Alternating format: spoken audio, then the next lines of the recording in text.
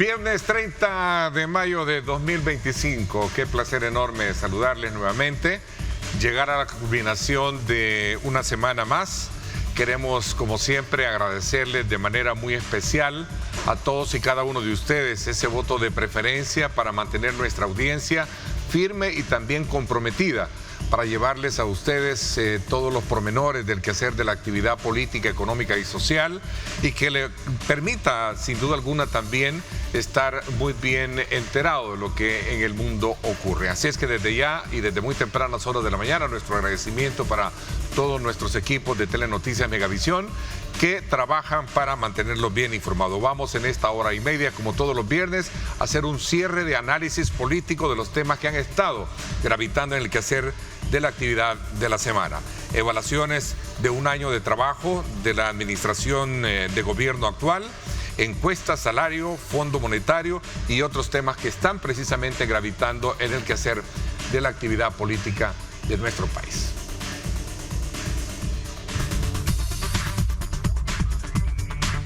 El próximo 1 de junio, el presidente de la República cumple un año de gestión de su segundo mandato. Durante 6 años ha logrado cambios importantes en el país, mejorando sus niveles de seguridad y turismo. Es por ello que la población menciona que el rumbo del país se mantiene mayoritariamente positiva con un 73%, según datos de la casa encuestadora SIC Gallup, que también evalúan con un 85% la gestión del presidente. En otro tema, esta semana se aprobó el aumento del 12% al salario mínimo. Los nuevos sueldos para el sector de industria, comercio y servicios serían de 408,80 centavos, el cual entrará en vigencia del próximo 1 de junio.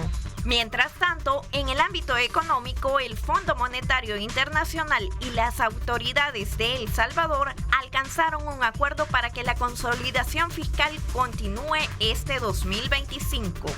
A través de mecanismos como la reforma a los sistemas de pensión. Estos y otros temas serán analizados con nuestros panelistas en Diálogo 21. Informó Evelyn Granados.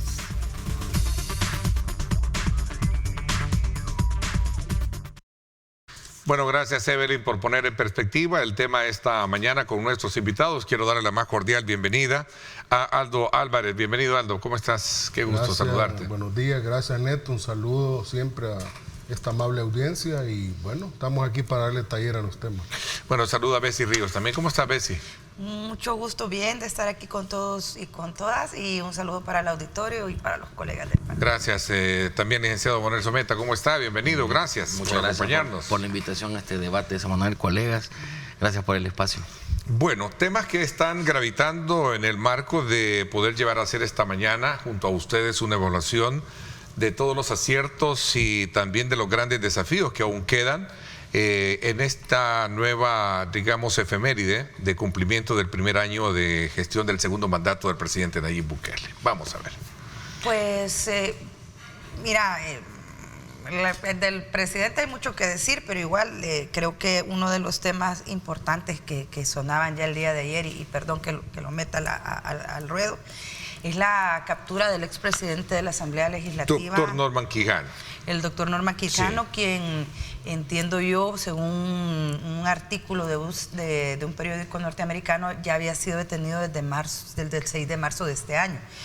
Esto es interesante porque recordemos que el doctor Norman Quijano fue desaforado, en un desafuero en el cual yo no estoy de acuerdo, en la Asamblea Legislativa salvadoreña, cuando él era diputado del Parlacen, se mueve, ¿no?, en teoría inicialmente para Honduras y luego pasa a Estados Unidos, donde durante la administración Biden aparentemente tenía un estatus de protección. Estando ahí, pues ya se da la condena en el Estado salvadoreño y entiendo yo que se hace la solicitud. Por lo que se desprende de la lectura de este artículo, se señala no solo el tema de que aparentemente es una petición personal de esta administración que se lo hagan llegar a Norman Quijano, por la condena que tiene con las negociaciones de pandillas, que dicho sea de paso, de ser cierta eso, pues Arena debería desaparecer según la ley, ¿no? Igual que en el caso del FMLN, y habría que investigar también todos los artículos que han salido en el caso de Nuevas Ideas también, ¿verdad? Porque parece que aquí, y tenemos claro, nadie se escapa con el hecho de haberse sentado con estos grupos delincuenciales y haberles dado un carácter electoral y político cuando estaban fuera del margen de la ley. Que espero yo pues, pues que lo... es un tema que hay que esperar a ver qué más información, digamos, se suelta, porque como tú bien decías, se manejan muchos aspectos de estar confirmada ya por parte del ICE. Sí, el ICE, que le llaman en sus reglas español, por su letra en español, y ver cuál es la parte subsiguiente de todo esto, ¿no? Vamos a ver el resto. ¿Qué piensan? El estatus se lo podían dar después de la condena. Es que ahí viene el punto. Él ya había sido desaforado en 2021-22. Yo también coincido con que no fue, digamos, el proceso más transparente para quitarle el fuero. Tampoco es que yo estoy defendiendo a Norma, porque Angelito no es tampoco, pero no fue, digamos, el proceso más transparente. Pero luego en 2024 la Cámara de lo Penal fue que lo sentenció justamente por agrupaciones ilícitas, por estas supuestas negociaciones.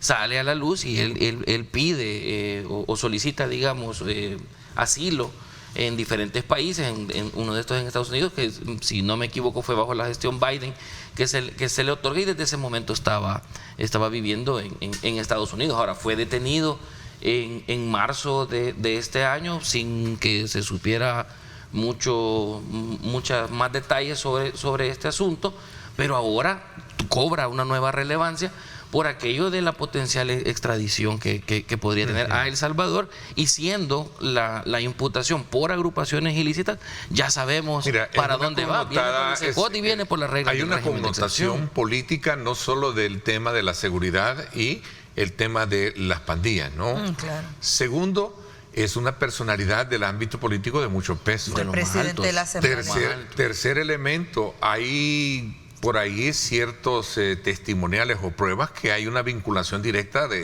incluso de videos, como en su momento se han manejado, de estas vinculaciones directas con ellos. Entonces creo que son elementos de juicio que ahí están.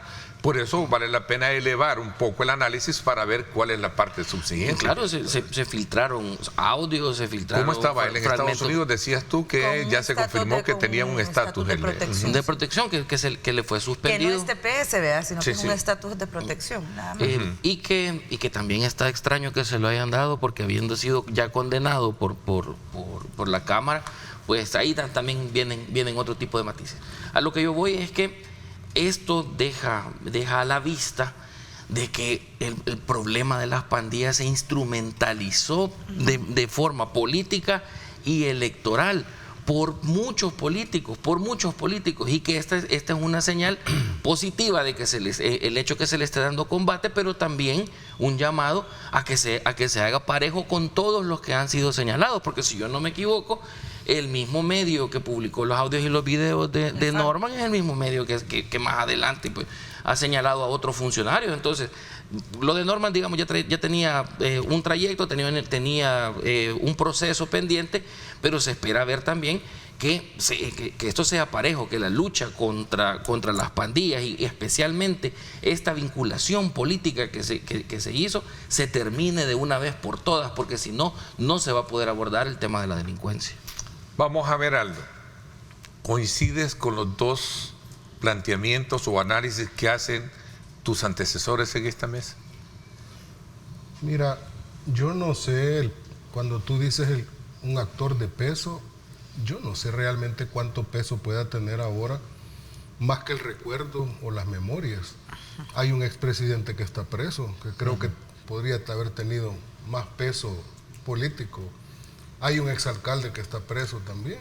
Eso no tiene, a mi modo de ver, no tiene peso. ¿Quién fue que dijo la parte del peso? No tiene ninguna relevancia. Ahora, el punto no es ese.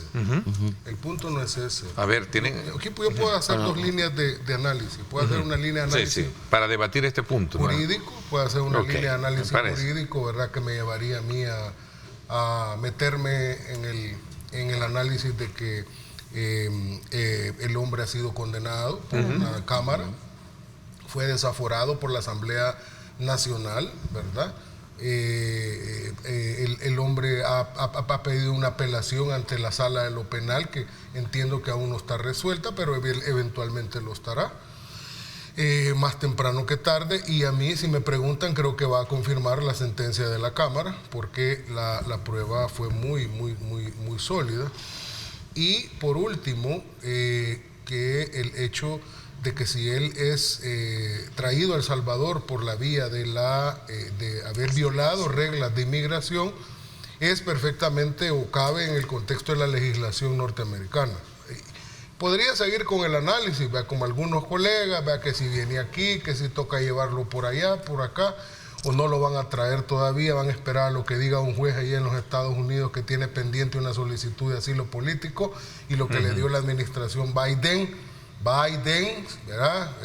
Él fue el que le dio ese. Especial administración Biden, y yo creo que el señor Quijano, el doctor Quijano, ha de haber sido los que le prendió unas 20 velas a San Judas Tadeo para que ganara la candidata Kamala Harris, ¿verdad? Pero no le salió, porque la administración Biden ya sabemos la actitud que tenía en relación a la administración salvadoreña, ¿verdad? Y entonces, mientras el juez correspondiente decidía la solicitud de asilo, pues entonces le dio una especie de protección ejecutiva que depende exclusivamente del Ejecutivo.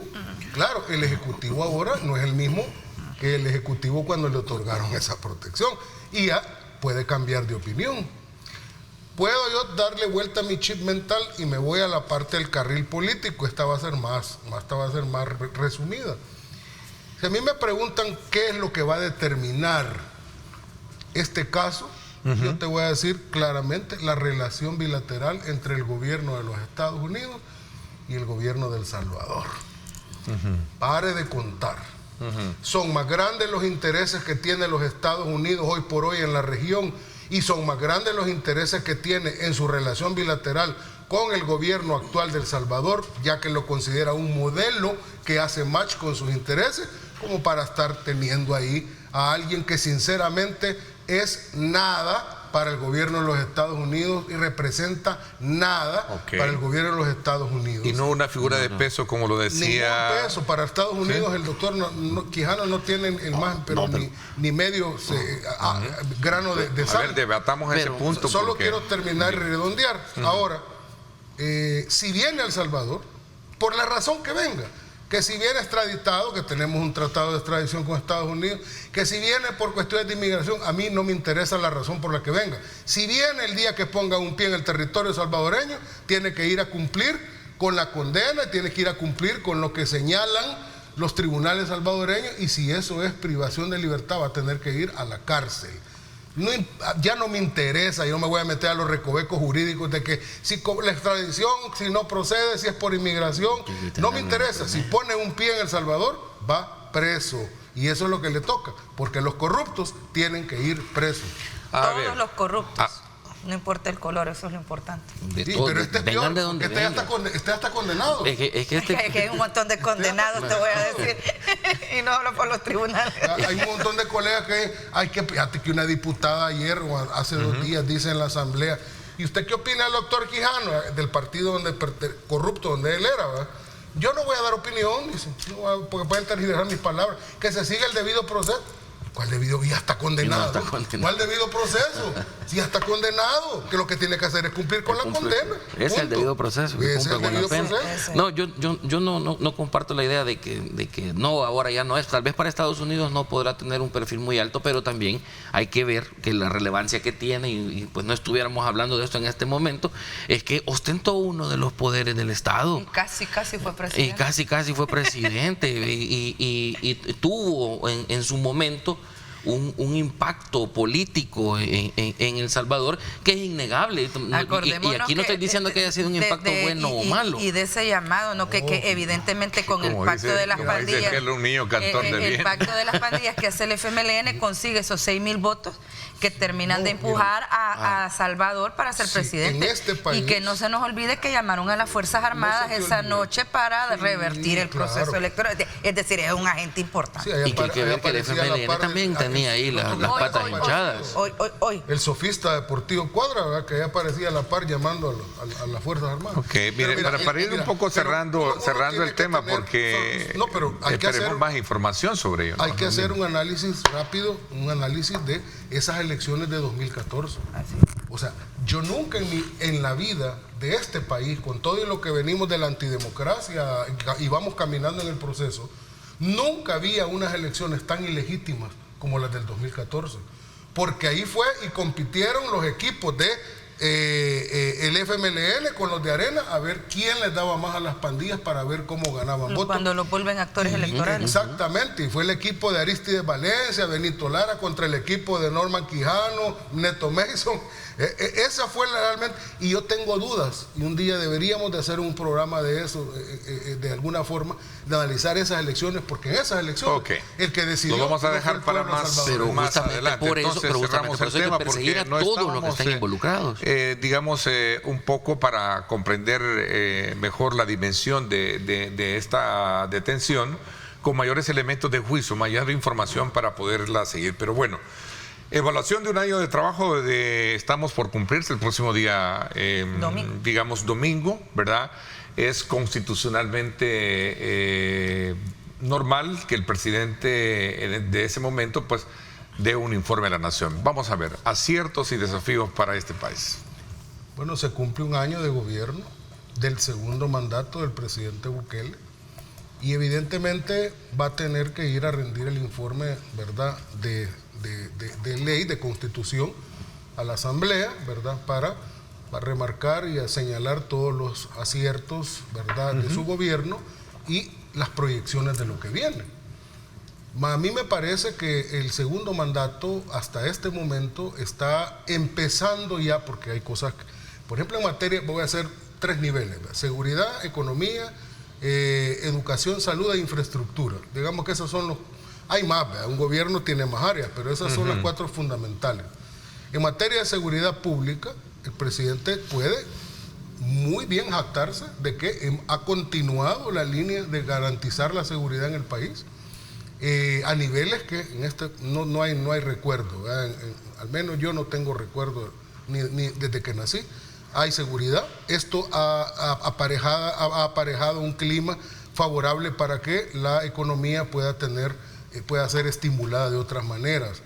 En materia de educación, bueno, hace un par de semanas, creo que es un tema que viene por ahí, se ha anunciado una muy vanguardista política de construcción de escuelas, ¿verdad? Y que ya dio inicio y que es verificable por medios digitales e in situ también, porque es público, ¿verdad? En materia de infraestructura, que la infraestructura es la más larga en verse, porque las obras de infraestructura no se construyen de la noche a la mañana, pero cada uno de los proyectos que el presidente ha ido anunciando y que le llamaba la oposición rancia, bueno, pseudo oposición rancia le llamaba render, pues el presidente poco a poco va, ¿verdad?, y lo va terminando, y cuando ya termina uno, pues empieza el siguiente y ahí viene estos mismos con la misma cantaleta de siempre. En materia de salud, bueno, en materia de educación hay que decirlo, y yo coincido con el presidente, porque uno de los sonsonetes de los que se habían agarrado de que el gobierno estaba en contra de la educación era que estaba cerrando escuelas, que claro, porque evidentemente se están fusionando escuelas para hacer lugares mejores, mejor infraestructura, con mejores equipos, con mejores servicios educativos, y evidentemente hay que cerrar una, porque la realidad que vivimos ahora no es la realidad. Incluso tuvo que tomar la decisión los gobiernos anteriores, de construir escuelas muy cerquita una de la otra, porque aquí la pandilla si estos niños se iban para acá, los mataban, o si estos iban para allá, los mataban. Entonces no se justificaba territorialmente que hubieran 2 escuelas tan cerca, pero evidentemente que la realidad, bueno, en este país te cruzabas una calle y ya llegabas al territorio de la otra pandilla, eso era una realidad, nadie lo puede negar. Entonces, ahora el criterio es cómo le vamos a dar servicio de calidad, unificando y dando una mejor infraestructura. Entonces, yo creo que vamos avanzando, no es tan fácil, Muchos dicen, ya van 6 años, así que ya olvídense de lo que pasó, ya ni mencionen Arena en el FMLN. ¿Y por qué no los vamos a mencionar? Si salir de la cloaca de donde venimos no nos va a costar 20 años desarrollar este país. ¿Consideras entonces? 20 años en el poder el presidente. ¿Consideras que sí es una buena base de trabajo? Y le va a echar la culpa. Hace 20 años Arena. El pueblo lo quiere ver si Vamos a ver. el deseo del pueblo. Bueno, vámonos a darle el tiempo a Bessie para que dé su punto de vista, luego lo vamos a debatir. Vamos a darles 3 minutos a cada uno. 16 años de no estar en el poder. Vamos a ver, Bessie, ¿cuál es tu valoración? Si esto es tan viable que después de que haya salido 16 años del poder, se le pueda seguir echando la culpa a Arena, ¿verdad? Sin duda, yo tengo que reconocer que Arena es la culpable de la dolarización, de las AFP, pero de las privatizaciones. Pero de más, ya tienen 6 años en el poder y no cualquiera 6 años. De esos 6, tienen 4 controlando la Asamblea, el Judicial, cooptando todas las instituciones del Estado. Excusas no hay. Esa Asamblea les aprueba cuánto préstamo, cuánta medida quieran. Entonces, que no se hayan resuelto un montón de cosas, hombre, es más, es un tema de voluntad, que es de no tener la posibilidad. Todavía Arena y al frente se le puede creer el estribillo de es que la Asamblea no me daba los votos, es que había que pactar, es que esta democracia pactada, pero ellos tienen 56 diputados de 60. Tienen un fiscal que lo han reelecto, tienen controlada la Corte, los 15 magistrados los han elegido ellos. Entonces, por favor, vea, o sea, si vos querés hacer las cosas bien, las haces bien. Lo que pasa es que tienen gente que es inoperante y perdóname, el sistema educativo se le debe acercar a los estudiantes, no alejárselos, como el sistema de salud. Entonces, tener personas inoperantes en esos puestos es lo que te tiene este problema. En el tema de seguridad, creo que aquí nadie está en contra de que ese es el mayor triunfo y la mejor medalla que tiene el presidente. Desarticuló a las pandillas, tiene presas. Ese es un buen acierto. Eso es lo más importante y creo que la gente lo valora. Yo lo valoro, todos lo valoramos. Pero ahora viene, pues sí, como ya te quitaron este problema, lo que suele suceder ahora, el problema que más está saltando es el tema económico. Y el tema económico es más complicado porque no se va a resolver con un régimen de excepción, ¿ve? No va a parecer como hace Maduro en Venezuela de ya hoy todos van a ser felices, ¿vea? O la Navidad empieza en octubre, ¿vea? Es imposible, no se puede solucionar ese tema. Llama la atención que el Fondo Monetario Internacional ha dado el visto bueno, diciendo de que El Salvador ya cumplió, no sé, yo no he terminado de leer el primer acuerdo que se hace, porque se refiere no solo al tema, ya quitó un montón de gente en el Estado, 11.000 plazas, que es parte de las reducciones que pide el fondo. Aprobó la ley anticorrupción. Le dio para atrás al tema del Bitcoin. El pago de la deuda se va a hacer en dólares. Pero la parte sobre democracia, transparencia, respeto a los derechos humanos, esa parte personalmente no se ha cumplido, hombre. Tenemos defensores de derechos humanos detenidos. No hay investigaciones fuertes sobre el tema de corrupción. Más allá de la novia de Soyapango, aquel comisionado, 2 diputados que los estaban traicionando a ellos, porque eso no sería un acto de corrupción básico, con finanzas del Estado los estaban traicionando a ellos, y para de contar, pero infinidad de reportes de investigación del mismo medio de donde el fiscal Raúl Merara tomó información para procesar tanto a Sigfrido Reyes como a Norman Quijano, porque fue Raúl Merara quien inició ese proceso, es una medalla que no se puede colgar esta administración ni este fiscal. Hombre, no han procesado a nadie más y habría que hacerlo, habría que darle seguimiento. Hay un montón de señalamientos en diferentes instituciones, sobre todo con dineros y manejos durante la pandemia, que para mí la pandemia fue bien manejada. Yo creo que estando con el frente hubiéramos estado esperando la vacuna de los cubanos y nunca hubiera venido. Pero una cosa es que la manejaran bien y otra es que nos expliquen cómo usaron los recursos. Claro. Vamos a ver tu tiempo para poder entrar en el análisis debatible cuando regresemos, sí. El acierto innegable realmente es el de seguridad. Yo siempre lo he dicho, la seguridad como resultado, porque tenemos seguridad pública a costa de la seguridad jurídica. Nos cayó la suspensión de las garantías, este cambio de reglas indiscriminadas, este excesivo pragmatismo político está afectando la seguridad jurídica, pero sí resolvió el problema de la seguridad pública. Entonces, como resultado, yo siempre he sido bien enfático sobre esto, es, digamos, el acierto más grande y lo que los ha mantenido 6 años, digamos, ahora lo que consiguió la reelección, en el gobierno. sin duda. Claro, esto ha funcionado tal cual. El problema ha sido los métodos y los mecanismos que se han seguido.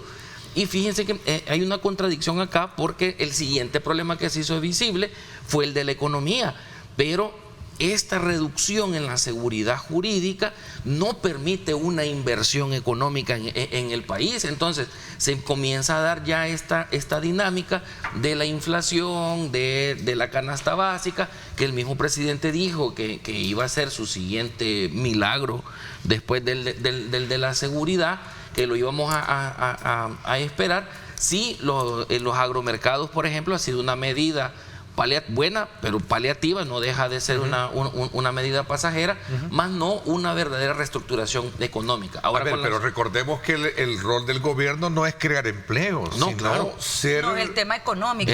Creador de las condiciones para que los actores se desarrollen. Eso hay que dejarlo bien claro. Y aumentar el salario mínimo no es precisamente la forma más viable de generar empleos, al contrario, las empresas privadas son las primeras en reducir empleos con el aumento del salario. El gobierno no se ha colgado del salario mínimo para decir que es la panacea, la solución de los problemas. Es que ninguna de las opciones ha sido absoluta.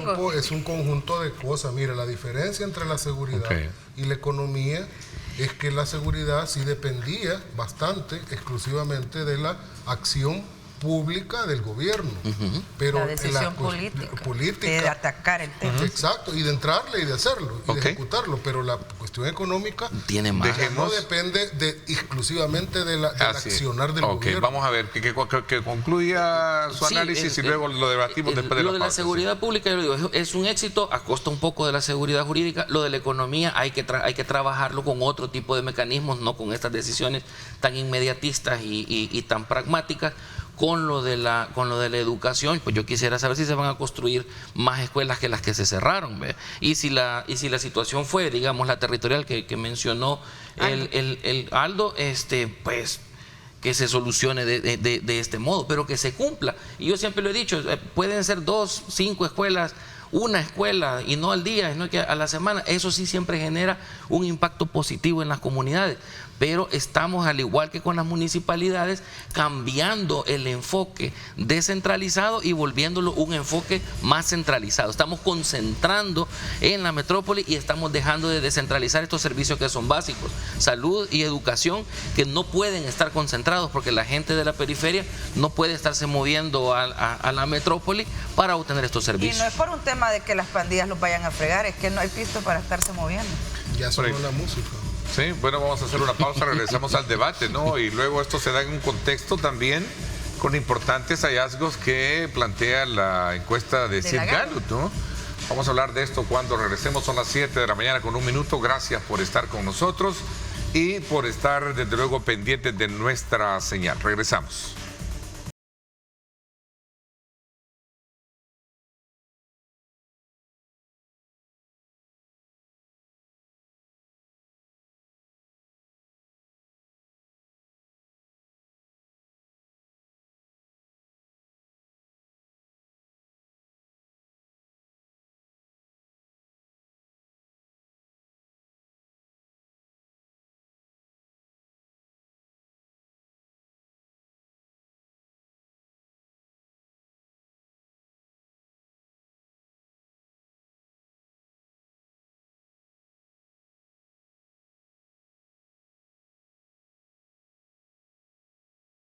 Por supuesto, la mejor calidad, ¿verdad? Es Café Rico, ¿verdad? A esta hora de la mañana, como siempre, les invitamos para que usted pueda saborear y disfrutar de Café Rico, el café perfecto. Disfrútenlo porque rico es calidad. Y buen provecho también para nuestros panelistas que también me acompañan a esta hora de la mañana con este rico café, de Café Rico.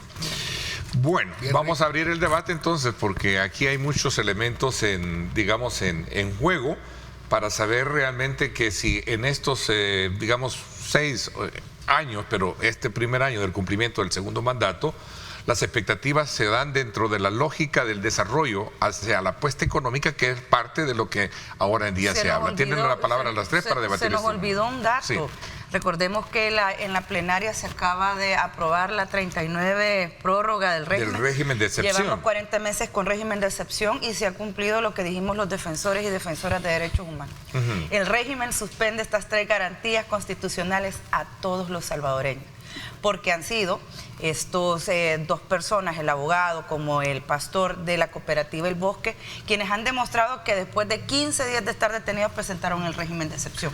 Ruth Eleonora cumplirá este domingo 15 días de detención y no se ha presentado el requerimiento fiscal, lo que significa que le están dando trato de régimen de excepción sin tener un delito que en teoría sea de los atribuibles a los grupos a los que se suponía iba nada más dirigido. Es decir, el régimen solo le suspende garantías a los pandilleros. Eso fue lo que dijeron. En la práctica no es cierto. No. Aquí no. Hablemos las cosas tal cual. Es que no se puede. Tú sos abogada. Tú no puedes suspender las garantías constitucionales a fulano sí y a fulano no. Ajá, vea que sí. Lo tenés que hacer en términos generales, aún formalmente hablando. Pasaron, desde el día que se aprobó, pasaron cualquier cantidad de analistas diciendo solo a las maras le va a aplicar, solo a las maras. Sí, mentira, demostrado después de 40 prórrogas. Sí, pero es que esos analistas no han de ser abogados o si son abogados lo tienen colgado el título. Exdiputados y exmagistrados. Mira, quiero regresar un poco a lo del... está bien interesante el punto que están tocando, pero nos habíamos quedado con algo que llama la atención. Recordemos que este gobierno es el que más ha aumentado el salario mínimo, ¿verdad? Sí, lo dejó el FMLN. Desde el año 2021 creo que este es el que ha tenido más. No solo para acotar un punto importante de las... No solo eso, sino que... aprobaciones. Si vos ves el histórico, porque aquí hay unos que se jactan de que es el FMLN el que más aumentó el salario mínimo. No estás hablando de Vladimir, que no ha venido. No, ni me acordaba. ¿Será este o es el otro? Pues, pero entonces pongámonos de acuerdo. Estoy hablando de los voceros del partido, empezando por su pomposo secretario general. Pero lo que quiero decir es que dicen, no, es que nosotros fuimos los que aumentamos más veces el salario mínimo. No, pues sí, también Maduro aumenta el salario mínimo por decreto cada semana y eso no garantiza que haya poder adquisitivo. No, lo que señaló el ministro de Trabajo a mí me llamó la atención, porque dijo, normalmente la regla general había sido que en la mesa del salario mínimo, que es tripartita, casi siempre se aprobaba 2-1 el salario mínimo, incluso en los gobiernos del FMLN. Porque no había probablemente un acuerdo con los empresarios. Pero dice, se hizo por 3 votos, o sea, por las 3 partes estuvieron de acuerdo con el aumento del salario mínimo. Es más, yo estaba viendo al señor Arriaza, no sé si tuviste de la ASI, dijo que él mismo dijo ya era necesario un aumento del salario mínimo. Y él evidentemente está hablando por representación de la Asociación Salvadoreña de Industriales. Entonces, ¿qué es lo que sucede? Que si se aprueba de esa manera hay un consenso, pero obviamente no es la panacea, la solución de los problemas. Ese era el punto que yo quería señalar. Además, y no puede serlo por una simple razón objetiva. El empleo en El Salvador, los que están formalmente empleados, representan más o menos entre un 25 y un 30% de la población. Entonces, el resto no tiene empleo formal, por tanto, no les aplica el salario mínimo. Entonces, evidentemente que esto sí ayuda, sí, pero no es la panacea de esto. ¿Qué es lo que hay que hacer? Lo que hay que hacer es hacer crecer la economía para que se dinamicen los sectores, Manuel, y este empleo pueda... Es que ni el FMLN ni el gobierno actual, con subir el salario mínimo, con presumir que han sido los que más le han subido al salario mínimo, realmente están atendiendo el problema de la economía. Es que el salario mínimo es bueno para la gente que lo recibe, esto hay que tenerlo bien claro. Quien recibe su incremento obviamente en su salario, esto a nivel microeconómico sí, pero a nivel macroeconómico no, porque incrementa el índice de precios, genera inflación, genera desempleo, porque como ya se dijo acá, no es el gobierno el encargado de generar empleo, pero con esto desincentiva la empleabilidad. Claro, entonces, porque el empresario es el que asume costos que realmente a la larga para mejor, pagar si no el salario lo puede mínimo. cumplir, mejor cierro mi Claro, negocio. los empresarios que, ¿cómo lo piensan? Tengo 15 empleados a los que les pago el salario mínimo. Voy a quitar a uno y con esto compenso y me quedo con los otros 14. Es que se establece un diálogo en la mesa del salario mínimo, en el consejo. Sí, y hay representación, pero no lo acatan, no lo están acatando. Normalmente llegan y dicen, no, mire, yo esto que usted está proponiendo yo no lo puedo absorber porque me va a generar esto y estos costos y yo voy a tener que despedir. Pero a mí me llama la atención que los empresarios mismos dicen, no, esto sí, es absorbible, ¿verdad? Es necesario y nosotros estamos de acuerdo con eso. Pero entre el dicho y el dato, o sea, dato mata relato, si el Seguro Social tuviera al día las estadísticas de los empleos y las creaciones o las pérdidas de los mismos, tendríamos, en realidad, podríamos contrastar entre lo dicho por el de la ASI y lo que en realidad va a suceder. Bessie, para ir cerrando, pasar al otro tema. Yo no sé si ustedes tienen el dato y los invito a que lo busquen porque es público.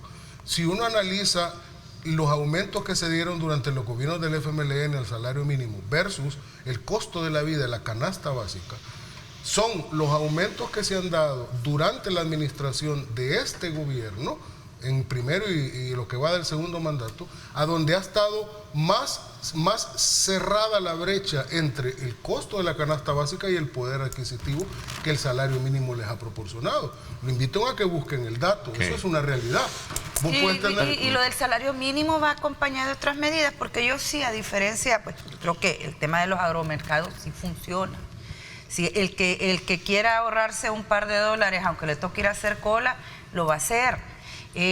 Pero faltan otras medidas, por ejemplo, la petición que hizo Marcela Villatoro del retiro del IVA, por lo menos por un año, a la canasta básica. Y eso que nosotros tenemos una canasta básica sencilla, ni siquiera es la ampliada. Y no hubo votos, pero fue bien interesante, porque según la última reforma de la Asamblea, o votás sí o votás no. No sé cuál fue la cobardía de los 56 de no votar no, sino que dijeron no voto. Entonces, pero mira, lo más de antología. Yo lo dije que eso podía ser arma de doble filo. Fíjate qué tan triste es la crisis existencial de los areneros, que ya no saben ni qué son, ni ya no representan a saber qué, que oír a un arenera llegar a proponer congelar precios, es que eso es de antología, hombre. Pues ni el frente, pero ni el frente, que estaba entre comillas con la gente, propuso congelar precios. Yo cuando lo oí la propuesta me quedé, Dios santo, ya no sé qué ideología representan realmente. No, el punto aquí es que si estamos esperanzados a que suceda realmente un milagro económico, yo a mí no me gusta llamarle así, porque es como esperar que algo azaroso suceda, pero si vamos a esperar, digamos, un verdadero impacto, una mejora en la economía, tenemos que comenzar por trabajar con la seguridad jurídica. Tenemos que darnos cuenta que es la inseguridad, y por inseguridad jurídica me refiero a mantener suspendidas las garantías constitucionales por tanto tiempo, porque si bien aplica para todos los ciudadanos en el territorio, también aplica para los extranjeros, y ¿cuáles son justamente las que tenemos suspendidas? El derecho de agrupación. Pero ¿qué amenaza puede sentir alguien si viene a invertir, no a delinquir? Pero que no tiene sus garantías constitucionales, que de un rato a otro lo detienen y no le dicen por qué. Y que no va a pasar 72 horas, no que va a pasar 24 días. Le preguntan a la gente en la calle, le preguntan a los turistas en el mar, ¿y usted siente temor del régimen de excepción? Pero es que mire, yo no me siento atemorizado. Claro, nadie siente temor hasta que no le agarran a un familiar. Yo no me siento, nadie siente que tiene suspendidas sus garantías hasta que tiene un familiar preso. Dictaduras, por ejemplo, como la nicaragüense, a donde yo ni siquiera se me ocurre llegar a vacacionar, porque ahí sí es lo más probable que te pueda pasar algo, pero es que, y la gente lo sabe. Es que la probabilidad está abierta para todos y para cualquier ciudadano, siempre y cuando esté suspendida la garantía, puede pasar que la gente no sienta, que no sienta, o peor aún, que sigan pensando que no, es que el régimen solamente es para los pandilleros. Es errado, estamos en el mismo riesgo. Política se llama percepción.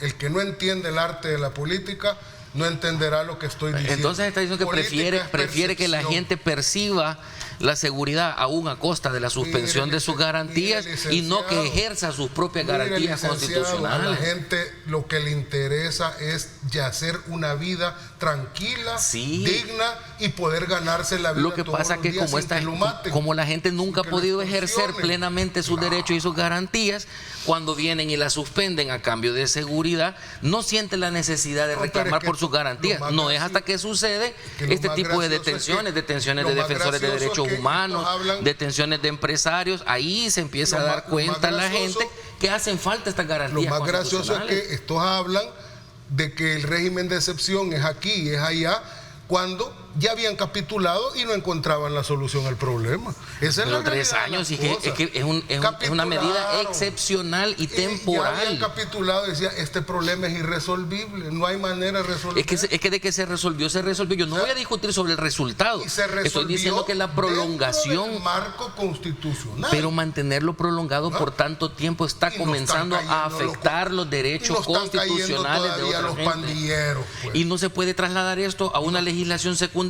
seguir haciéndole reforma al Código Procesal Penal, a la ley de proscripción de maras o pandillas, a la ley de contratos de terrorismo, y dejarlo de verdad específico para los pandilleros, porque se está comenzando a convertir en un instrumento de represión.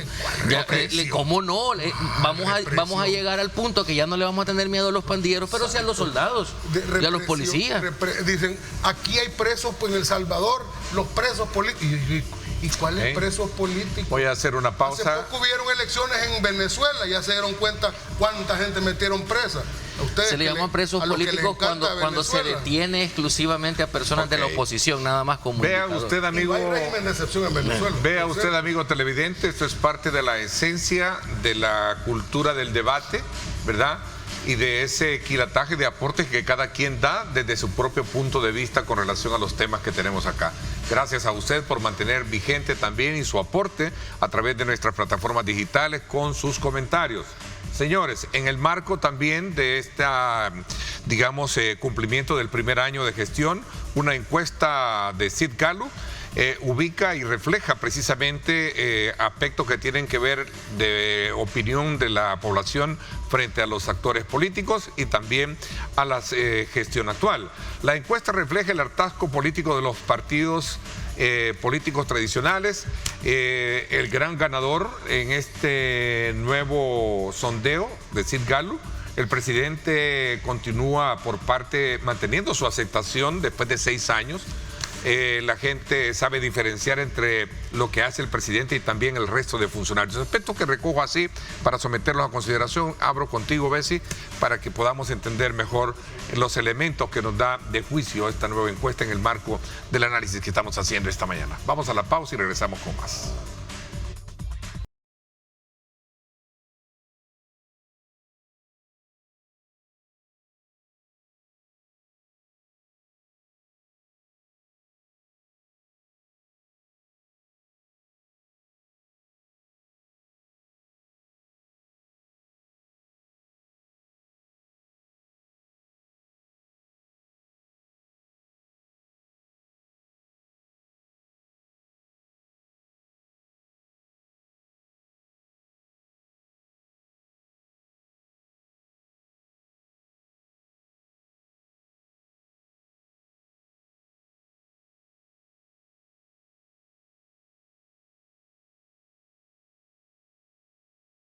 El siguiente segmento para continuar con el análisis precisamente de los temas que tenemos esta mañana con nuestros invitados, Manuel Someta, Bessie Ríos y por supuesto también acá con nosotros Aldo Álvarez. Solo para cerrar el ciclo anterior y entrar a hablar del tema particularmente de la encuesta. Lo escucho de programas, por ejemplo, en el caso de Pulso Ciudadano con Julio Valdivieso, dice, en este país hemos vivido más de 10 años en régimen de excepción. ¿Cuál es la diferencia de tener ahora? Y creo que era el planteamiento que estaban haciendo había una guerra ustedes. Civil fratricida, donde tenías un grupo armado, enmontañado, en Chalate, en Morazán. Pero aquí tenías delincuentes sueltos a mansalva en las calles, en los barrios, en las colonias, en la avenida. Franco-mexicano de que eran beligerantes. De acuerdo. O sea, no le podés dar el mismo contenido a un montón de pandilleros delincuenciales, el mismo rango que fue una guerra civil cuando fue un tema ideológico. O sea, son cosas completamente diferentes. Esa es una locura hacer esa comparación. Yo les quiero decir con total ¿verdad?, franqueza, aunque se sientan tristes, a todos los que se formaron bajo la doctrina de los derechos humanos de la posguerra, Segunda Guerra Mundial, especialmente los naturalistas. Yo no soy un naturalista. Hoy va conmigo. Gracias a Dios. A todos ellos les quiero decir, esa tesis, esa teoría de la defensa de los derechos humanos está muerta. Y está muerta porque probó que al menos en América Latina, a donde la quisieron imponer después de salir de la noche oscura de los regímenes militares, de la bota militar, para poder defender al individuo frente al terrorismo del Estado, que fue durante esa época militar, entonces se fueron al garantismo extremo, y ese garantismo extremo dio como resultado toda pandillelandia en que se convirtió América Latina, unos países más, unos países menos, y estos índices de criminalidad. O sea que no fue responsabilidad. Zaffaroni está muerto. Y eso lo digo flagrantemente. Por eso El Salvador, solo termino, por eso El Salvador se ha convertido en un modelo. No solo por los intereses de Estados Unidos, que los tiene en la región y lo que vos querrás, es porque aquí se ha probado que el garantismo no puede versus el derecho de la mayoría de la población. Falso. Y le voy a decir por qué. Porque aquí se firmaron los acuerdos de paz y al día siguiente te dijeron ya estamos en paz. Punto. Se acabaron el sonido de los fusiles. Ningún país tomó la responsabilidad de enviar los trabajadores sociales y la atención psicológica para toda esa gente que estuvo metida ahí. Entonces, no es culpa de los derechos humanos que tuvieras ese montón de gente desequilibrada, traumada, abandonada, dejada de la mano de Dios, sino que fue culpa del Estado que dijo, ya hoy hay paz y hoy tenemos garantías, y se desentendió de todo el tema social. Porque el tema social es parte de eso. ¿Por qué tenés cunas de delincuentes? Porque son zonas dejadas, abandonadas institucionalmente, no hay escuelas, no hay unidades de salud, no hay oportunidades laborales, no hay un Estado que esté ahí presente. ¿Y el garantismo? Fue culpa del Estado. ¿Y el garantismo? No, las garantías de derechos humanos no tienen nada que ver en eso. El garantismo sí. Ley del menor infractor se llamaba aquella ley. Son menores. Dios santo. Menores de Zaffaroni está muerto. No no digo que no existan derechos humanos ni que no vayan a ser no vayas a salir igual que aquella persona que dijo que renuncian a los derechos humanos. Pero no de la manera como hasta ahora se había venido. Vámonos cómo? Los derechos, y los colegas me entenderán, los derechos, evidentemente, cuando colisionan, siempre tienen que preservarse la aplicación que más interese a la mayoría de la población. Y cuando el interés de las víctimas, que en este caso eran millones de personas, son millones de personas, colisiona con el interés de los derechos humanos de un individuo, que es el victimario, evidentemente que no puede invocarse el garantismo para que todos los millones de personas sigan prisioneras y sigan siendo víctimas de esos pocos victimarios que hay. Ese modelo no sirve porque pero entonces fue problema del Estado, no de los derechos humanos. Mira lo que está pasando en México, cómo está pobrecita México, tanto que pero México ese problema de la falta de voluntad de los gobernantes no son los derechos humanos. Pero ahí tenés un gobierno que sigue aplicando aquello como que fuera el caballo tapado aquí, abrazos y no balazos. Por Dios santo. Pero vámonos a los hechos. ¿Y por qué inició la guerra en un principio? Por ese régimen opresivo que tenía el Estado y por la desigualdad que esto estaba generando.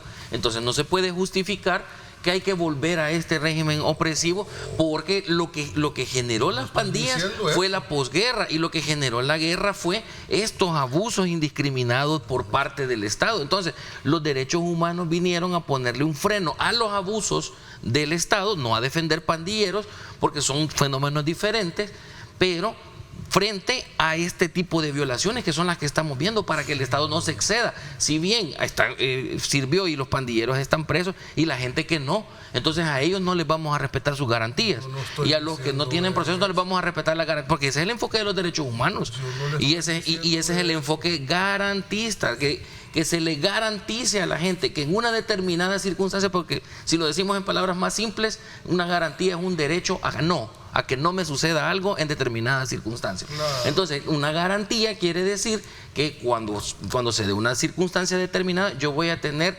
garantizado el debido proceso, mi derecho de defensa, y que el Estado no va a poder pasar por ese tipo de garantías, porque cuando pasa se dan otro tipo de vulneraciones que ya las estamos viendo, la detención de los transportistas, la detención de los defensores de derechos humanos, y ellos ya no son pandilleros. Mire, y a ellos no les vamos a respetar sus garantías. Vamos a ir cerrando el tema para entrar a la encuesta. Rápidamente, hayan o no haya régimen de excepción, detenidos siempre van a haber. Solo porque hay detenidos dentro del régimen, entonces eso sí es una opresión. Porque el régimen significa que están suspendidas las garantías. Sin régimen es detenerse, es tener detenidos con garantías, y con régimen es tener detenidos sin garantías, que eso lo hace grave. Bessie Ríos le gusta hablar del tema del Estado, del abandono y toda esa vaina, que no digo que no fue cierto, porque lo fue, pero hablemos más del punto de vista de la estructura socioeconómica que existía en El Salvador. ¿Por qué los gobiernos, porque ahí nacieron las pandillas, por qué los gobiernos de Arena no hicieron nada para evitar la génesis de las pandillas que estaban viniendo de Estados Unidos, los pandilleros, para que el monstruo se fuera creando? Porque abandonaron. Los dejaron llegar y ni siquiera los registraron. No solo porque no entendieron lo que estaba pasando, no solo por eso, sino porque empezaron a beneficiarse y a lucrarse de eso. El tema de la seguridad se volvió una forma de lucrarse de ese sistema pervertido que Arena montó. En eso estamos de acuerdo. Las instituciones del Estado la cuidaban la PNC.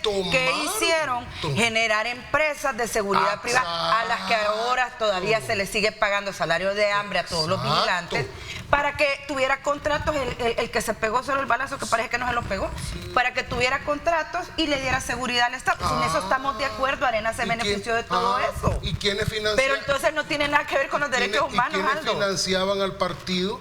¿Quiénes financiaban al partido todos esos empresarios? Que tenían centros comerciales a donde invitaban a la gente a que fuera porque ahí había seguridad, y en la calle lo pueden matar, pero véngase aquí no le va a pasar nada. ¿Quiénes se beneficiaban de eso? Arena. Bueno, ese partido corrupto. Ok, vámonos entonces ahora a analizar la encuesta de Sid Gallup, divulgada esta semana, en la cual habla aspectos importantes que quiero someterlos a consideración. Los mencioné anteriormente. La encuesta refleja, en primer lugar, entre otros aspectos, hallazgos, mejor dicho, el hartazgo político de la población hacia los partidos políticos. Muchos consideran que el gran ganador en esto es la figura del presidente de la República, que sigue manteniendo ese grado de aceptación después de 6 años de gestión. La gente también sabe diferenciar entre lo que es la figura del presidente, lo que está haciendo el presidente y el resto de funcionarios. Nos vamos a la pausa y regreso con este tema para continuar más acá en el análisis político semanal de Diálogo 21 de esta mañana de día viernes.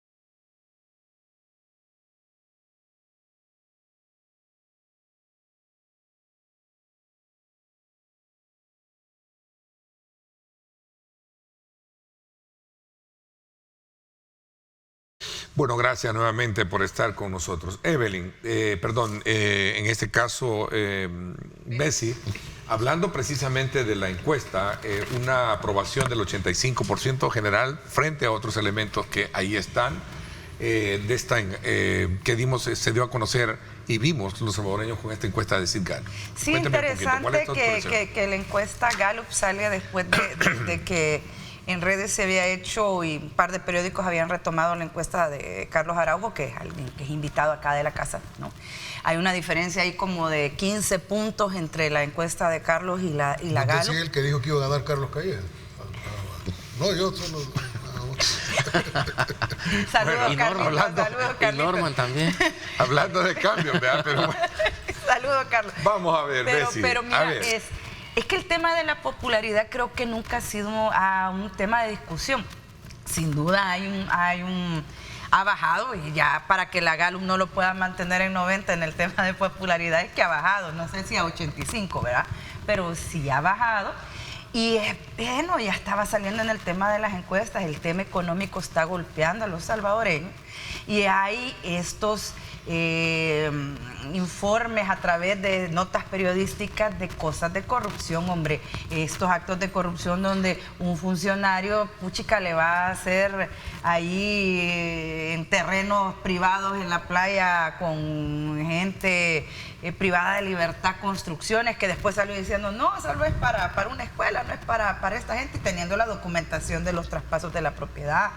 Tenés el tema de ciertas compras que se han dado, es decir, la gente ya se empezó a dar cuenta que hay un montón de situaciones que nos están explicando. Una cosa es lo que se dice, que hay un combate frontal contra la corrupción, y otras que en realidad se esté capturando gente de la administración. Ya lo decía yo anteriormente, después de la alcaldesa, el comisionado y aquellos 2 diputados, para de contar, ya no hicieron nada más. Y eso que dejaron ir a Chicas, al otro alcalde, porque ese sería su segundo alcalde, que debería haber estado detenido por señalamientos de corrupción. Y tenés ahí otro par de funcionarios que los han estado sacando y que no se oye, señor cura, ¿verdad? Entonces la gente se da cuenta. Una cosa es que yo diga, combato fuerte el tema de la corrupción, agarro 2 gatos, los pongo adelante, y a los del otro lado, a todos los quiero hacer crucificados. Ahí hay un tema importante. Y lo otro que ha hecho un desgaste y ha golpeado también el tema del presidente es ese manejo soberbio y perverso que han tenido los diputados de la Asamblea Legislativa al no querer explicar lo del manejo de la bolsa presupuestaria y por qué tienen contratado fotógrafos con $2.500, tener asistentes que les van cargando la cartera, y que las comisiones ayer mismo decían no se están reuniendo, solo están llegando a votar con dispensa de trámite, y el salario a ellos se les paga pero completo. según la encuesta, la gente sabe diferenciar entre el rol, el pero papel no del deja a la presidente gente también y de los funcionarios.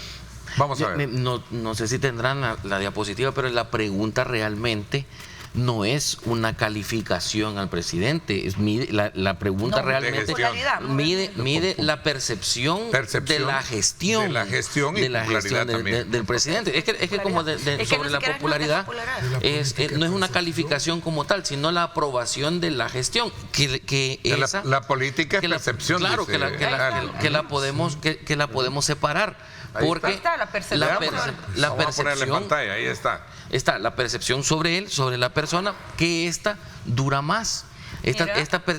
Dura más en el tiempo, al 86. Porque la percepción sobre él como persona quiere decir que lo está separando justamente de lo que estamos platicando. Lo está separando de las controversias de la Asamblea Legislativa, de los otros funcionarios señalados en medios por distintas cosas. Él ahí no se va a manchar porque lo están separando. Y de hecho ha sido el bastión de la campaña, separarlo del resto de los funcionarios, y luego se mide la percepción sobre la gestión, que ese tipo de percepción tiene por regla general una duración más prolongada, esa tarda más en disminuir, porque por ejemplo la seguridad va a seguir, sigue estando vigente, entonces la gente va a seguir ponderando este tipo de cuestiones. Ahora, con lo que se debe trabajar, y aprovechando, yo aprovecharía, digamos, esta popularidad del presidente, es en ir a poner en cintura a sus funcionarios. Aquí está la aprobación de la labor presidencial. Esta otra lámina.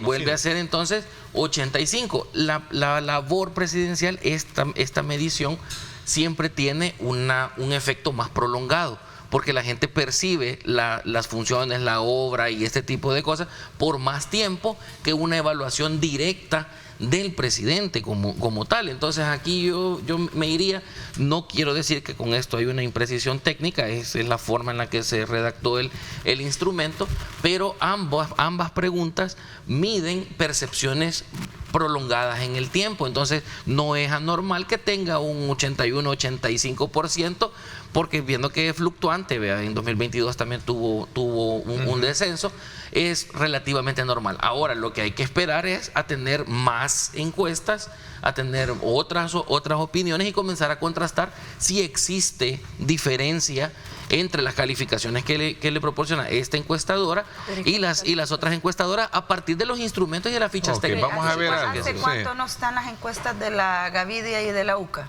Porque la prensa gráfica desde hace como 5 años no hace encuestas, ¿verdad? Ya no le gustan los resultados. Pero no sé porque yo estaría Pero y esperando que también. van a haber más encuestas, se supone que Deberían. Es lo normal. Que antes del cumplimiento estamos hablando hasta de 3, 4 encuestas, ¿no? Ya no le gustan los resultados. La Fundación Ungo tenía mejor encuestas ya no también. las hacen. ya no le gustan los resultados. Ya no quieren mentir tampoco, solo uno que... Vamos a ver, ¿cuál es la lectura que tú haces de lo que anteceden tus compañeros de mesa? Cuéntame. ¿Qué es la opinión pública? La opinión pública es una cuestión amorfa, ¿verdad? Pero en realidad no es más que la percepción más o menos generalizada que tiene un colectivo con relación a temas de interés del colectivo. Eso es la opinión pública. Entonces, ¿cómo se mide? Hay una ciencia. La estadística es una ciencia si se aplica decentemente, no como otros que quieren que dé algún resultado, ¿verdad? Como William Dull, que tiene aquel libro que se llama Cómo mentir con estadística. Entonces, exacto. Entonces, si se aplica bien, la estadística es una ciencia con un margen de error relativamente bajo. Pero bueno, la gente, mira, siempre hay una dialéctica, no lo podemos negar, hombre, somos seres humanos. Entre un gobernante y los gobernados siempre se establece una dialéctica, siempre se establece un vínculo, una relación que tiene más o menos determinadas características según el lugar y el tiempo. Y dependiendo del carisma que pueda tener una persona. Así los detractores pueden decir que pueden ser minoría o pueden estar casi iguales en otros lados, o pueden a la inversa, ¿verdad?, ser mayoría los detractores. Pero lo que sea, ¿y cómo es posible que ustedes tengan casi que una relación romántica con un gobernante? Es que así funciona esto, así funcionan las democracias. Hay una dialéctica entre gobernante y gobernado, ¿va?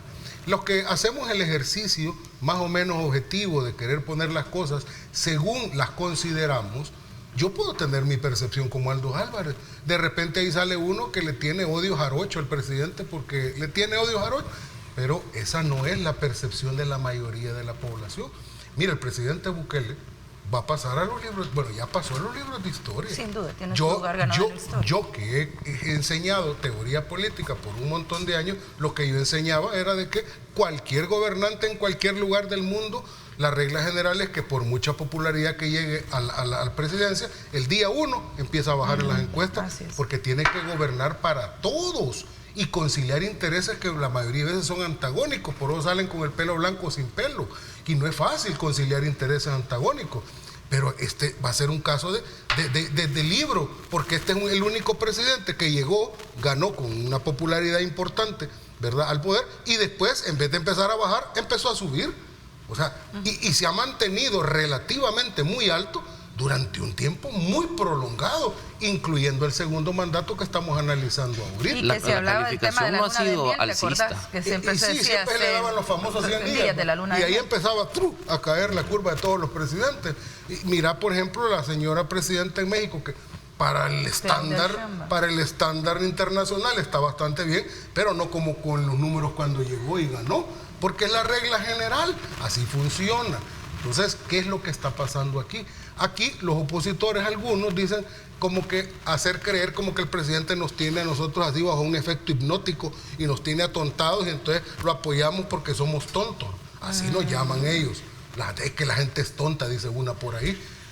Perdónenme, pero lo he dicho una y mil veces. El salvadoreño podrá, muchos no ser muy ilustrados, no tener título, pero tontos no son. Hacen sus análisis bastante humildes, sencillos, en su vocabulario bastante simple. Con solo no tener a los pandilleros en su colonia y que sus hijos ya salgan, ellos han tenido una evaluación y es evidente que eso lo va a sostener al presidente. Y yo creo que pasará a los libros de la historia por el tema de haber desarticulado las pandillas, por mucho que se señale, por ejemplo, el método y lo demás. No es casualidad que estén viniendo funcionarios de Argentina, de Ecuador, de Brasil, incluso algunas regiones de Brasil, están viniendo de varios países a ver qué es lo que está ocurriendo, porque en la mente, y por eso lo conecto con lo que dije anteriormente, que el Zaffaroni está muerto, en la mente para ellos ya era una cuestión irresolvible, pero porque esto es una mutación hacia otra cosa, ¿verdad?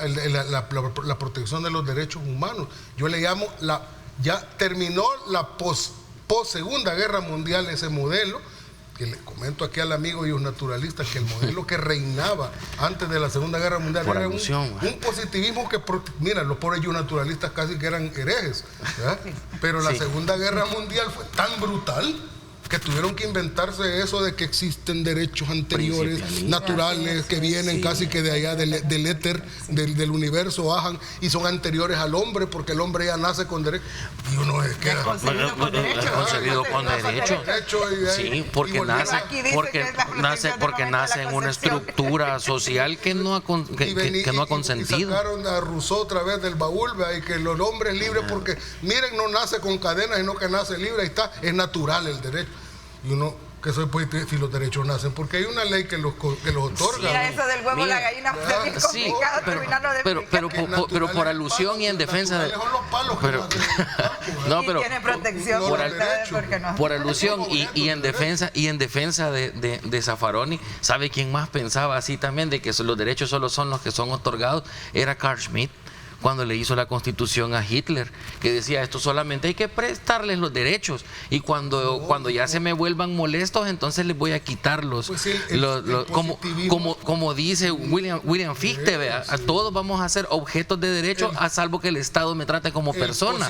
Entonces, no llegó a justificar si todo lo que se hizo en la Segunda Guerra Mundial fue legal. Claro, pero entonces... ¿Por qué fue legal? Porque para cada cosa que iban haciendo iba pasando una ley. Pero no hay que confundir, no hay que confundir el garantismo. El garantismo de Zaffaroni quiere decir de que el Estado tiene que tener un límite. El Estado tiene que tener un límite para no atropellar a la gente.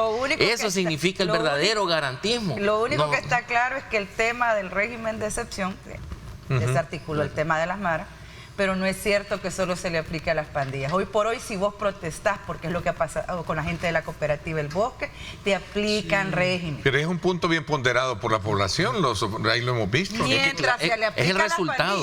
A eso vamos con la percepción. Está bien evaluado porque la gente lo percibe así, es el resultado del régimen. A ver, Aldo, te doy la palabra cuando regresemos, porque el debate se centra particularmente en los aciertos y los desafíos o desaciertos que a lo mejor hay en el contexto de lo que sería este 1 de junio que cumple el primer año del segundo mandato del presidente Nayib Bukele. Y la medición misma en proyección que le da la encuesta Sid Gallup. Vamos a la pausa y regresamos.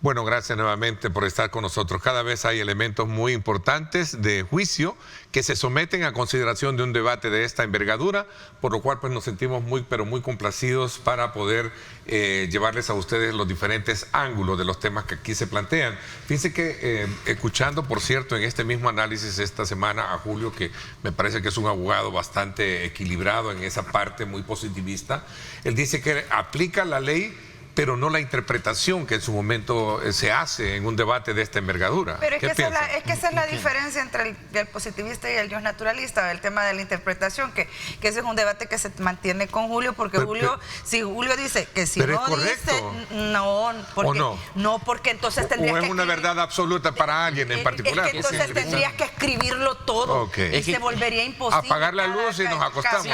Es que mire, como todos los excesos son malos. El exceso de positivismo permitió el apartheid, por ejemplo, en Sudáfrica. Pues la ley de la pureza de la sangre en Alemania permitió este tipo de la compra de esclavos en Estados Unidos. Esas eran leyes positivistas excesivas. Y también el exceso de garantismo también cae en una ralentización del sistema. Pero ahí es donde funciona el Estado. Ahí es donde tiene que darse. Yo siempre he visto esa característica en Julio, siempre le he dicho, es más, lo he invitado a que esté en el programa y que venga y sea lo más ecuánime digamos, en las lecturas que tienen esa esencia de debate jurídico. Yo en términos generales, yo eso de concebir de que si no está escrito un derecho no existe, no es cierto. No existe el positivismo, entonces. Y yo con el permiso de Bessie, el garantismo no está ligado necesariamente a la protección de los derechos humanos. Son dos cosas diferentes. De los derechos, de la lucha por los derechos humanos, se exigen la interpretación de la ley. Mira, tan fácil como el derecho al acceso a la información pública no estaba redactado en la Constitución. Eso se desprende de la interpretación de 3 artículos. Si estuviéramos pensando que tiene que estar escrito, no tuviéramos derecho al acceso a la información pública. Ok, y perdonen, no puedo entrar a debatir el tema jurídico porque no me quiero abrogar ese derecho que no lo tengo. Pero entendería yo que, en un resumen, lo que vale es la aplicación de la ley bajo qué concepto, y es la pregunta que hacía. La aplicación por de la interpretación de la ley o por la palabra tácita. Como lo dice Maurice Duverger, vale la aplicación de la ley dentro de determinados límites, porque el Estado es un gigante que fácilmente excede y vulnera los derechos de las personas. Entonces, vale la ley dentro de los límites, que los límites los pone la Constitución antes que me vaya a salir. Abogado también, si aquí tenemos 3 abogados. Me vaya a salir con Montesquieu y esto, vea, lo pone la Constitución. El único perfecto aquí soy yo. Tengo 3 abogados, provenientes abogados. Muy respetados. La filosofía jurídica es importante y es una materia muy importante que se estudia en la universidad. Yo soy profesor de filosofía. La filosofía jurídica es la que nos explica. Mira, meternos al debate bizantino del justnaturalismo y el positivismo es como hablar de que si crees que en la vida del más allá o que todo termina cuando te morís, no vamos a llegar nunca a un punto, porque está basado en convicciones muy personales sobre la vida y sobre la sociedad. Eso incluso yo creo que sí se llega a un punto porque es más un espectro. Entonces, lo que se parte del naturalismo y se llega al positivismo, pero en medio se busca un balance entre el ejercicio del poder público y la protección de los derechos y las garantías. La ley, yo le tengo un gran aprecio a Julio, es un buen jurista, lo conozco desde hace muchísimos años, desde la universidad, pero la ley no puede ser aplicada si no la interpretas. ¿Por qué? Porque cualquier ley es un silogismo de determinación de la consecuencia jurídica. A más B igual C. O sea, tienen que haber una premisa mayor, que es una conducta que está, ¿verdad? Es una conducta ideal. Tiene que haber una premisa menor, que es el que hizo esa conducta. Y luego la consecuencia, ¿y quién va a determinar si hay una premisa mayor, que es el hecho que está considerado en la ley, y que si se ha hecho match con la premisa menor, que es lo que sucedió en realidad, fulano mató a Perengano, por ejemplo, y quién va a determinar cuál es la consecuencia que la propia ley señala, siempre entre un mínimo y un rango máximo, a ese fulano concreto. Y dependiendo de las condiciones en las cuales se ve el delito, porque si fue legítima defensa tampoco podrá estar la pena, pero... Entonces el juez es un intérprete de la ley, pero evidentemente dentro de los límites de la ley. Pero hay todavía otros límites, porque esto es algo así como los círculos concéntricos. Pero mira, Aldo, ¿cómo se llaman esos límites de la ley? ¿Cómo se llaman esos límites? Garantías. Sí, claro. Es que, garantías se llaman esos límites. Pongámosle el nombre que corresponde. Por el principio de legalidad. ¿Y qué pasa cuando se suspenden esas garantías? No, es que se suspendan la garantía. Lo que hace es que temporalmente se aplican unas reglas, digamos, excepcionales, para resolver un problema muy concreto y que ya trasciende la órbita de la normalidad de una sociedad. Era concreto cuando se aplicaba exclusivamente a las pandillas. Y lo que teníamos en la época de Pandillelandia era una torcida normalidad, era un problema muy profundo social. Pero bueno, que nadie lo quiso resolver, no es porque no se pudiera, no lo quisieron resolver. No hubo voluntad política, en eso estamos de acuerdo. Tomaron la decisión. Y incluso al contrario, hubo pacto con esa gente. Entregas de dinero, lo convirtieron en actores políticos. Y electorales. Mira, y hoy a ti te molesta porque Arenas tuvo hace tiempo, ya dejó el poder. Está bien. No seas chismosa, te dije que hace 16 años no estaré en el poder. No hablemos de eso, pero de Arena a mí no me sorprende nada porque ya vemos a qué intereses respondía. Pero que el FMLN lo haya hecho, esa traición, esa no se le perdona.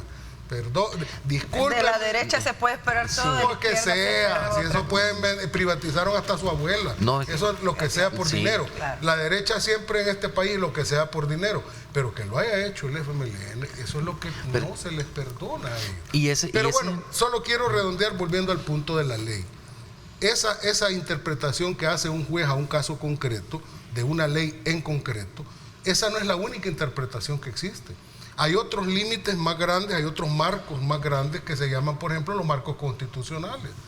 Y en los marcos constitucionales, fíjate que el juez constitucional no interpreta ya el caso concreto, sino que la premisa mayor hay violaciones a la garantías. Es la ley. Fíjate bien, entra en juego, por ejemplo, el juez constitucional al que se le pide una demanda de inconstitucionalidad. ¿Cuál es la premisa mayor? Premisa mayor, una conducta. ¿Cuál conducta es? La violación de una ley. La ley se convierte en la violadora de los marcos constitucionales. ¿Y cuál es el caso concreto? Bueno, el caso concreto es que en este momento el legislador hizo una ley que violó ese marco. Entonces, el juez constitucional va a valorar este marco constitucional teniendo como objeto el marco legal. El marco legal va a ver si se ajusta a ese marco constitucional. Y bueno, algunos dicen que todavía hay otros más allá, ¿verdad? Que son los tratados internacionales, a donde entra a discusiones marcos nacionales. Es que la ley se tiene que interpretar, no puede ser de otra forma. Ahora, quien le da contenido a la interpretación no puede ser el legislador. El legislador, por eso yo siempre dije, incluso desde que empecé a dar clases, no es su función. Una cosa que me daba risa era esta figura de la interpretación auténtica. Yo dije, ¿cómo una asamblea puede hacer interpretación auténtica? Si es que en la teoría de la separación de poderes, el legislador solo puede legislar. La interpretación le corresponde siempre a los jueces. Yo creo que toda esta venida de este montón de gente que quiere ver qué es lo que pasó en El Salvador con el tema de seguridad, debe de tomar en cuenta un detalle. Lo que sucede en El Salvador no es exportable para todos los países, porque tenés que controlar los 3 poderes del Estado para poder tener el régimen tal cual está aquí en el país. Hay que suspender garantías. Hay que suspender Hay que omitir derechos humanos, como ya lo manifestó. Sí, que ya los derechos humanos están muertos. Ya los mató junto con Zaffaroni. Solo que los derechos humanos están positivizados. Eso es lo que estoy diciendo. Yo respeto si alguien cree que la fuente de los derechos es la naturaleza y a saber dónde. Para mí, la fuente de los derechos es la ley. La fuente de los derechos es desde el naturalismo, el rol, la autoridad, la legitimidad y la autoridad. ¿Y qué tiene de natural eso? Todo el que ejerce autoridad tiene un rol, y su rol es legítimo, tiene poder, y si tiene poder ejerce derechos sobre otros. Y fíjese que esa es la teoría natural. Algo más, nuestra legislación completa es una mezcolanza, porque como aquí pocas veces se le dio cabeza a esto, pocos juristas han habido. Tenemos un código civil, ¿verdad? Y si hacemos un tracking hacia atrás llegamos hasta Napoleón, y si hacemos más atrás el tracking llegamos hasta los romanos. Tenemos un código civil que es naturalista.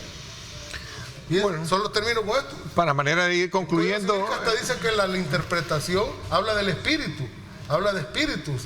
El Código Civil es una interpretación naturalista, pero tenemos una constitución que se la fusilaron, perdonen el salvadoreñismo, de la Constitución norteamericana, que es positivista. Ok, conclusiones. Al final no terminamos de hablar de la encuesta. Mira, la popularidad del presidente es sin duda importante. Sí existe una baja en esta. La gente reconoce el tema de seguridad, sigue siendo el gran reto ante el cumplimiento de su primer año, de su segunda gestión. El tema económico, todavía no se está cumpliendo ese milagro económico, y en temas sociales todavía está bastante en deuda, por ejemplo, en el tema de educación y en el tema salud. Sí, yo tengo una percepción similar. Hay un no, que es la economía no está disparando, solo han sido medidas paliativas.